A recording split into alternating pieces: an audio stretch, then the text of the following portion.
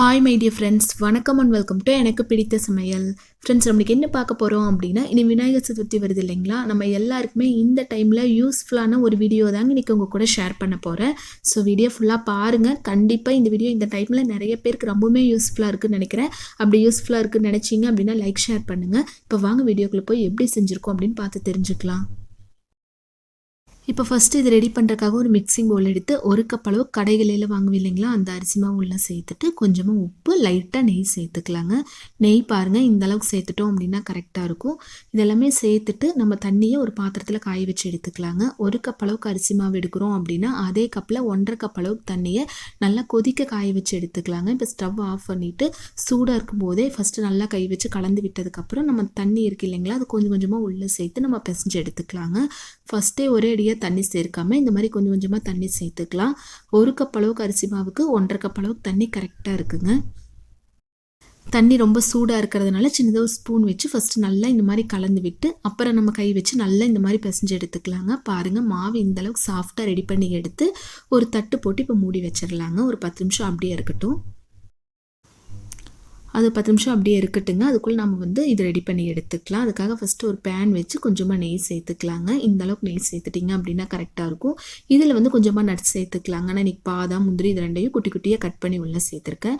வேர்க்கடலை இருந்துச்சு அப்படின்னா கூட லைட்டாக மிக்ஸி ஜாரில் ஒரு சுற்று விட்டு எடுத்து நீங்கள் உள்ளே சேர்த்துக்கலாம். ஒரு கப் அளவுக்கு தேங்காய் துருவல் உள்ளே சேர்த்துக்கலாங்க. சேர்த்து மீடியம் ஃப்ளேமில் வச்சு நல்லா இந்த மாதிரி கலந்து எடுத்துக்கலாம். நெக்ஸ்ட்டு ஒரு 3/4 கப் அளவுக்கு நாட்டு சர்க்கரை உள்ளே சேர்த்துக்கலாங்க. இதுக்கு பதிலாக துருணு வெள்ளை இருந்துச்சு அப்படின்னா கூட நீங்கள் தாராளமாக உள்ளே சேர்த்துக்கலாங்க. சேர்த்து மீடியம் ஃப்ளேம்லேயே வச்சு நல்லா ஒரு டைம் மிக்ஸ் பண்ணி எடுத்துகிட்டு நல்லா வாசனையாக இருக்கிறதுக்காக கொஞ்சமாக ஏலக்காய் பவுடரும் உள்ளே சேர்த்து நல்லா கலந்து எடுத்துக்கலாங்க. ரொம்ப கலந்து விட்டுட்டே இருந்தீங்க அப்படின்னா ரொம்ப கெட்டியான மாதிரி இருக்குங்க. இந்த ஸ்டேஜ்லேயே நம்ம ஸ்டவ் ஆஃப் பண்ணி இது லைட்டாக ஆறுனதுக்கப்புறம் உருண்டை பிடிக்க ஆரம்பிச்சிடலாங்க. உங்களுக்கு கொழுக்கட்டை கொஞ்சம் பெரிய சைஸில் வேணும் அப்படின்னா அதுக்கு தகுந்த மாதிரி நீங்கள் உருண்டை பிடிச்சி எடுத்துக்கலாம். ஆனால் கொஞ்சம் பெரிய சைஸாக ரெடி பண்ணுறதுனால இந்த அளவுக்கு நான் ரெடி பண்ணி எடுத்துருக்கேங்க. இல்லை உங்களுக்கு சின்ன சின்னதாக வேணும் அப்படின்னா நீங்கள் சின்ன சின்ன உருண்டைகளாக ரெடி பண்ணி எடுத்துக்கலாங்க. ஃபஸ்ட்டு இந்த மாதிரி எல்லாமே உருண்டை பிடிச்சி எடுத்து வச்சுட்டு நெக்ஸ்ட் இந்த மாதிரி ஒரு வாழை இலை இருந்துச்சு அப்படின்னா எடுத்துகிட்டு அதில் நெய்யோ ஆயிலோ லைட்டாக அப்ளை பண்ணி விட்டுறலாங்க. இந்த மாதிரி இலை இல்லை அப்படிங்கிறவங்க நார்மலாக நம்ம வீட்டில் எவர் சில்வர் பிளேட் இருந்துச்சு அப்படின்னா கூட அது லைட்டாக நெய்யோ ஆயிலோ நீங்கள் அப்ளை பண்ணி இதே மெத்தடில் ரெடி பண்ணி எடுத்துக்கலாங்க. நம்ம அந்த தேங்காய், நாட்டு சர்க்கரையெல்லாம் போட்டு பூர்ணம் ரெடி பண்ணியிருக்கு இல்லைங்களா, அது கொஞ்சம் பெரிய சைஸாக உருண்டை பிடிச்சதுனால இதையும் கொஞ்சம் பெரிய சைஸ் உருண்டையாக எடுத்து இந்த மாதிரி லைட்டாக தட்டி எடுத்துக்கலாங்க. அதுக்கப்புறம் இதை எடுத்து அது உள்ளே வச்சு எப்பவும் போல் நீங்கள் மடிச்சு எடுப்பீங்க இல்லைங்களா, அந்த மாதிரி மடித்து எடுத்துக்கலாம். இதே மாதிரி கடைகளில் கிடைக்கிற அச்சு உங்கள் வீட்டில் இருந்துச்சு அப்படின்னா கூட குட்டி பசங்களுக்கு அந்த மாதிரி பிடிக்கும் அப்படின்னா நீங்கள் அந்த மெத்தடில் கூட தாராளமாக ரெடி பண்ணி எடுத்துக்கலாங்க. இதே மாதிரி மீதி இருக்கிற எல்லாமே ஃபஸ்ட்டு ரெடி பண்ணி எடுத்து வச்சுக்கலாம். இந்த மாதிரி உருண்டை பிடிக்கும்போது கையில் ஒட்டாமல் இருக்கிறதுக்காக நெய்யோ ஆயிலோ கையில் லைட்டாக அப்ளை பண்ணிட்டீங்க அப்படின்னா கொஞ்சம் கூட ஒட்டாமல் நம்ம சூப்பராக இந்த மாதிரி ரெடி பண்ணி எடுத்து வச்சுக்கலாங்க. நம்ம என்ன பண்ணுவோம் அப்படின்னா அது அப்படியே இட்லி பாத்திரத்தில் எடுத்து வேக வச்சு எடுப்போம் இல்லைங்களா, அந்த மாதிரி இல்லாமல் கொஞ்சம் டிஃப்ரெண்ட்டாக இந்த மெத்தடில் ஒரு டைம் ட்ரை பண்ணி பார்க்கலாங்க. பாஸ்மதி அரிசி ஒரு 10 நிமிஷம் ஊற வச்சு தண்ணி ஃபுல்லாக வடிச்சிட்டு ஒரு பிளேட்டுக்கு மாற்றிக்கலாங்க. கொஞ்சம் கூட தண்ணி இல்லாத மாதிரி இந்த மாதிரி ஒரு பிளேட்டுக்கு மாற்றிக்கலாங்க. மாற்றி ஒரு 5 நிமிஷம் அப்படியே விட்டுறலாம். ரொம்ப தண்ணி பதத்தில் இருந்துச்சு அப்படின்னா அவ்வளோவா நல்லா இருக்காதுங்க. இந்த மாதிரி பாஸ்மதி அரிசி இல்லை அப்படின்னா நார்மலாக சாதமெல்லாம் செய்வோம் இல்லைங்களா, அந்த அரிசி கூட ஒரு 10 நிமிஷம் ஊற வச்சு எடுத்து சேம் இதே மெத்தட்லேயே நம்ம ரெடி பண்ணி எடுத்துக்கலாங்க. ஃபுல்லாக இந்த மாதிரி அப்ளை பண்ணி எடுத்து வச்சுக்கலாம் எல்லாமே. நெக்ஸ்ட் ஒரு கடாயில் கொஞ்சமாக எண்ணெய் சேர்த்து ஒரு பிளேட் வச்சு அதுக்கு மேலே வாழை இலை வச்சுருக்கேங்க.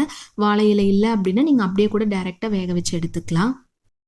இதுக்கு பதிலாக நீங்கள் இட்லி பாத்திரம் இருந்துச்சு அப்படின்னா கூட தாராளமாக அதில் கூட நீங்கள் ரெடி பண்ணி எடுத்துக்கலாங்க. இப்போ எல்லாமே எடுத்து உள்ளே வச்சு நம்ம க்ளோஸ் பண்ணி வச்சிடலாங்க. மீடியம் ஃப்ளேமில் ஒரு 10 நிமிஷம் இருக்கட்டுங்க. அதுக்கப்புறம் நம்ம எடுத்து பார்க்கலாம்.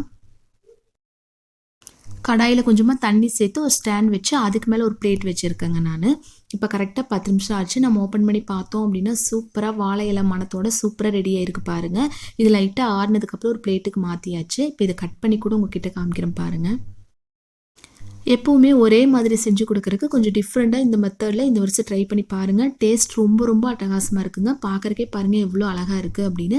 ட்ரை பண்ணி பார்த்துட்டு எப்படி வந்துச்சுன்னு உங்கள் ஃபீட்பேக் மறக்காமல் என் கூட ஷேர் பண்ணுங்கள்.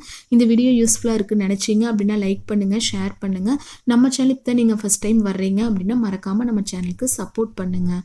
தேங்க்யூ ஃப்ரெண்ட்ஸ், பாய்.